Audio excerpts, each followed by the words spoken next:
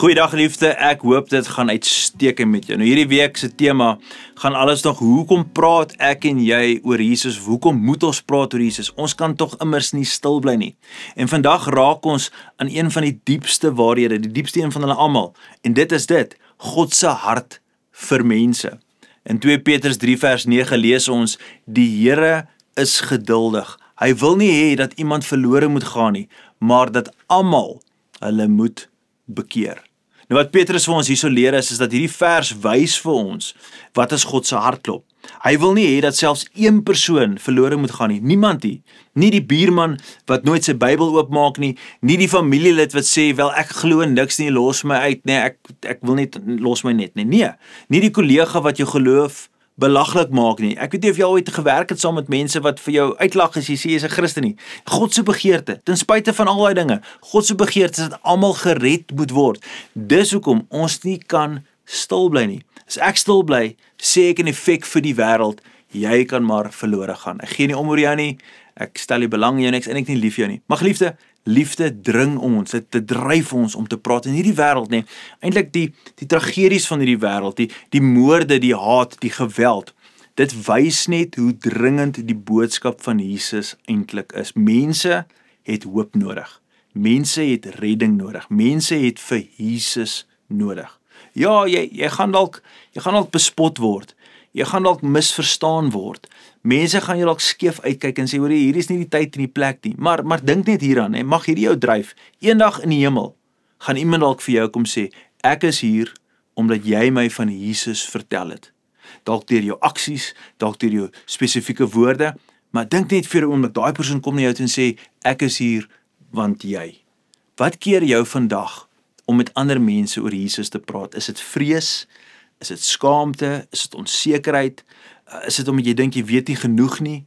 Kan jy vandag 'n besluit maak om net nie langer stil te bly en stil te staan nie? En net toe te laat dat die Here jou gebruik en net te sê, Here, ek wil beskikbaar wees vir U. Ek wil sien wat U kan doen in ander mense se lewens, nê?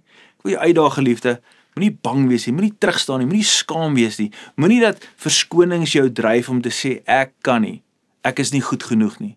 En dan wil ek jou vra, maak hierdie verklaring saam met my. Sê dit, Here, ek wil nie stil bly nie. Ek wil my stem gebruik, want U wil hê almal moet gered word. Geliefde, dis eenvoudig om net daaraan te dink. Dis God se wil, en God se wil is dat almal hom moet ken. En hy wil jou en my gebruik om dit reg te kry. Sien jy kans daarvoor? Yes, ek weet ek doen. En ek's opgewonde daaroor. Ek hoop jy saam met my opgewonde. Kom ons bid saam. Hemelse Vader, ons dankbaar vandag vir lewe, vir krag, vir energie, vir 'n begeerte om gedryf te word deur U liefde en U genade om ander mense van Jesus te vertel. Here, huidiglik in die wêreld, dinge is die mekaar en onderste bo, maar saam met dit is daar ook herlewing wat plaasvind. Dinge wat in Amerika nou aan die gang is, wat ons heeltyd sien op die nuus, motiveer ons om te sien hoe lyk dit wanneer gelowiges bymekaar kom en 'n standpunt inneem vir Jesus.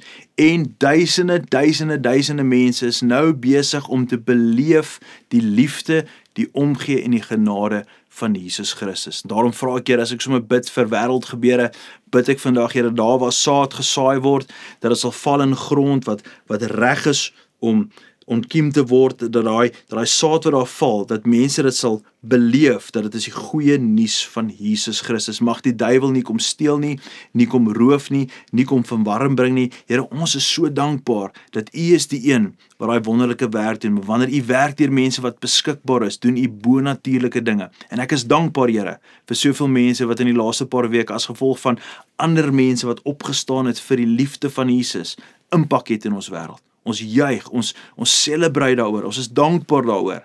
En Here, ek loof U daarvoor. Mag ons ook nie stil staan nie, aktief betrokke wees en gebruik word in die koninkryk van God. Dis my gebed in die mooi naam van Jesus. Amen en amen. Geliefde, ek sien jou môre op hierdie platform. Gaan in vrede. Totsiens.